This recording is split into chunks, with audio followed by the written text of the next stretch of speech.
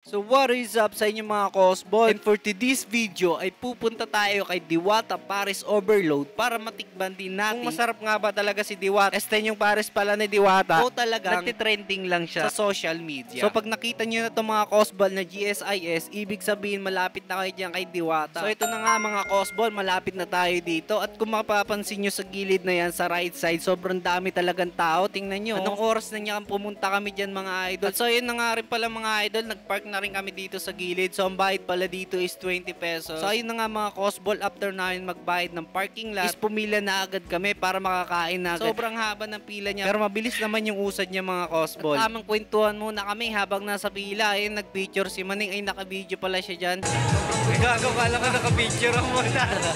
So kung mapapansin nyo mga Cosbol, talagang sobrang daming tao. Talagang pinipilahan tong Hilata Paris. Diwata Paris Overload pala. Ay bongga, meron na rin pailaw pala si Diwata Paris Overload. So ayun na nga pala, madadaanan nyo na din to sa pilahan. At habang nakapila pala kayo dito ay makita nyo talaga si Lord.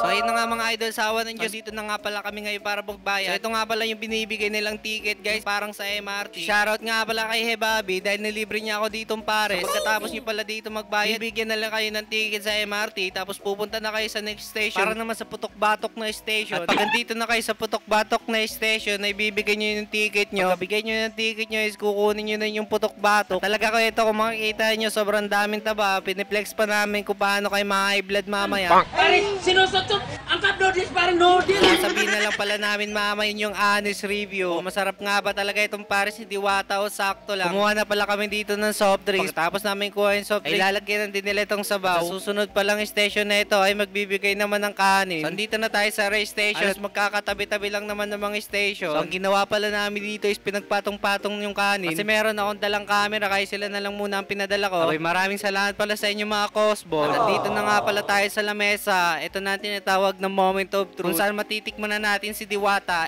Yung Paris pala ni Diwata. Pero muntik ko na pala makalimutan. Sobrang hirap pala makahanap ng upuan dito. Sana maraming mag-sponsor kay Diwatang upuan. At ito na nga inunahanan ni Hebabi. At sinubukan ko na rin dito kung masarap nga ba talaga ang Paris ni Hilata.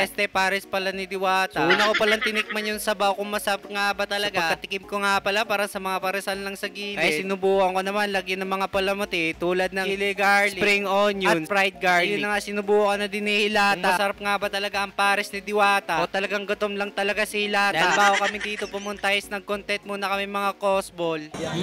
Masarap. Ano soft drinks ba to? So napatanong dito si Hilata kung alis soft drinks ba to. Kasi daw yung parisan niya ay only water. So, overload nila guys oh. Putok-batok. Sarap. Dito na rin pala kayo matutulog. Inawin na kayo ng mga asawa namin. At ayun na nga, tapos na kami kumain. At hindi na pala kami dito nag-extra rice kasi pipila pa daw. Pero ito si Bobby, di siya nakatiis, nag-extra rice. So tapos pala namin kumain, nagpahinga na kami at umiga na kami dito. Dito na pala kayo magpapaumaga. Kasi sa mga oras ding to, wala rin dito si Diwata. Nagpe-prepare daw siya para bukas. Kasi meron siyang special na bisita. At yung special niya palang bisita ay si Rosmar. So paano yan? Kita-kits na lang tayo bukas. Matutulog na kami. Peace.